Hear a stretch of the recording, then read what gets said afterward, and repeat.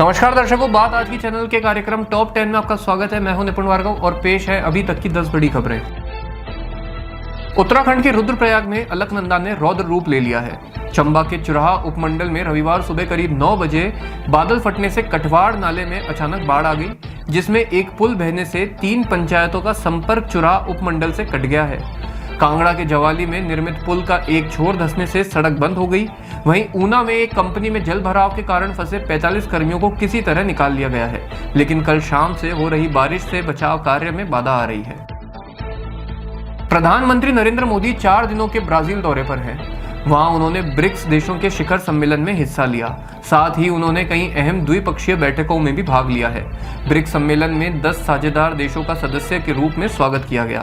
BRICS देशों के नेताओं ने वर्ष 2028 में जलवायु परिवर्तन पर संयुक्त राष्ट्र फ्रेमवर्क कन्वेंशन के 33वें सम्मेलन यानी कि COP33 की मेजबानी के लिए भारत की उम्मीदवारी का स्वागत किया है। मुहर्रम जुलूस के दौरान उज्जैन में अचानक हंगामा हो गया। खजूरवाड़ी मस्जिद के पास जुलूस में शामिल कुछ लोगों ने पुलिस द्वारा निर्धारित मार्ग की अवहेलना करते हुए बैरिकेड तोड़ने की कोशिश की। इस दौरान एक प्रतीकात्मक घोड़े को बैरिकेड्स में घुसाने का प्रयास किया गया, जिससे स्थिति तनावपूर्ण हो गई। पुलिस और जुलूस में शामिल लोगों के बीच हुई झड़प में 2 पुलिसकर्मी घायल हो गए। स्थिति को नियंत्रित करने के लिए पुलिस को लाठीचार्ज का सहारा लेना पड़ा। लाठीचार्ज के विरोध में आज कई संगठनों ने विरोध दर्ज कराया है। आरएसएस के प्रांत प्रचारकों की 3 दिवसीय वार्षिक बैठक रविवार को संपन्न हुई। बैठक में धर्मांतरण और जनसंख्या वृद्धि में अंतर के कारण जनसांख्यिकीय असंतुलन समेत कई अहम मुद्दों पर गहन चर्चा की गई। बैठक में मुख्य ध्यान आरएसएस के शताब्दी वर्ष के कार्यक्रमों और संगठन के कामकाज पर रहा। सूत्रों के मुताबिक संगठन ने देश के सामने मौजूद विभिन्न आंतरिक सुरक्षा चुनौतियों पर भी विचार विमर्श किया। बैठक में देश भर से 200 से अधिक प्रांत प्रचारक, सह प्रांत प्रचारक, क्षेत्र प्रचारक व सह क्षेत्र प्रचारक शामिल हुए। कर्नाटक सरकार के शीर्ष नेतृत्व में बदलाव की अटकलों ने राज्य भर की सियासत को गर्म कर रखा है। ऐसे में अब रंभपुरी मठ के मुख्य संत शिवाचार्य ने भी इस मामले में अपनी प्रतिक्रिया दी है। उन्होंने deputy CM DK Shivakumar को ऊंचा पद देने की बात पर जोर दिया। उन्होंने उम्मीद जताई कि आने वाले दिनों में शिव कुमार को बड़ा पद मिलेगा। हालांकि संत के इस बयान पर शिव कुमार ने भी प्रतिक्रिया देते हुए कहा कि वे उनकी भावनाओं का सम्मान करते हैं, लेकिन इस विषय में अंतिम फैसला पार्टी हाईकमान का ही होगा। बाबा बर्फानी के भक्तों ने दिखा दिया कि आस्था से हौसला बढ़ता है और हौसले के आगे खौफ घुटने टेक देता है। महज 4 दिन में 69,000 से अधिक भोले भक्तों ने पवित्र गुफा में अपनी मौजूदगी दर्ज कराई।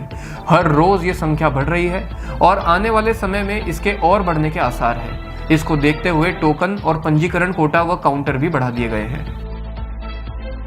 महाराष्ट्र में मराठी भाषा को लेकर चल रहे विवाद ने राजनीतिक रंग ले लिया है। सड़कों तक पहुंच चुकी इस भाषा विवाद की लड़ाई पर अभिनेता और सिंगर दिनेश लाल यादव उर्फ निरहुआ ने भी अपनी प्रतिक्रिया दी है। निरहुआ ने यह चुनौती दी है कि वे भोजपुरी बोलते हैं और अगर किसी में दम है तो उन्हें महाराष्ट्र से बाहर निकाल कर दिखाए। वहीं भोजपुरी अभिनेता की टिप्पणी पर पलटवार करते हुए मनसे नेता ने कहा कि अगर दिनेश लाल यादव में हिम्मत है तो उन्हें महाराष्ट्र का दौरा करना चाहिए। इजराइल के प्रधानमंत्री बेंजामिन नेतन्याहू आज अमेरिका के राष्ट्रपति डोनाल्ड ट्रंप से व्हाइट हाउस में मुलाकात करेंगे। इस अहम बैठक में गाजा में युद्ध विराम की कोशिशों और ईरान से जुड़े मुद्दों पर चर्चा की जाएगी। एक्सपर्ट्स का मानना है कि ये मुलाकात ट्रंप की मिडिल ईस्ट में शांति स्थापित करने की कोशिशों का हिस्सा है।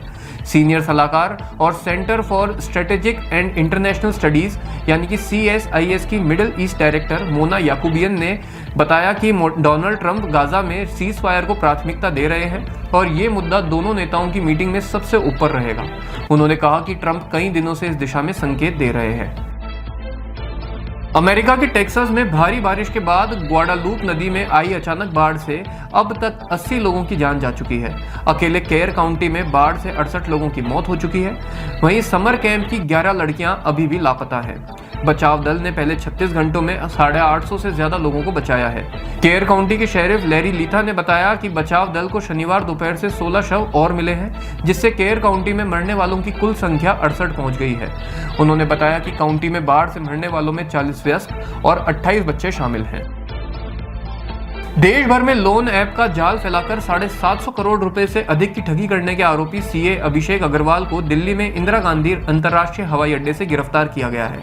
उत्तराखंड एसटीएफ ने उसे तब पकड़ा जब वह थाईलैंड भागने की फिराक में था।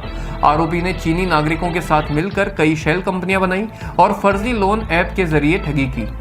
उसके खिलाफ 2022 में पुलिस ने केस दर्ज किया था। एसएसपी एसटीएफ नवनीत भुल्लर ने बताया कि शेल कंपनियों को गुरुग्राम का अंकुर ढींगरा व अभिषेक मिलकर चला रहे थे। टॉप 10 में अभी के लिए इतना ही। अगले कार्यक्रम सुपर 30 में आपसे फिर मुलाकात होगी। तब तक के लिए बने रहिए आपके अपने चैनल बात आज की के साथ। धन्यवाद।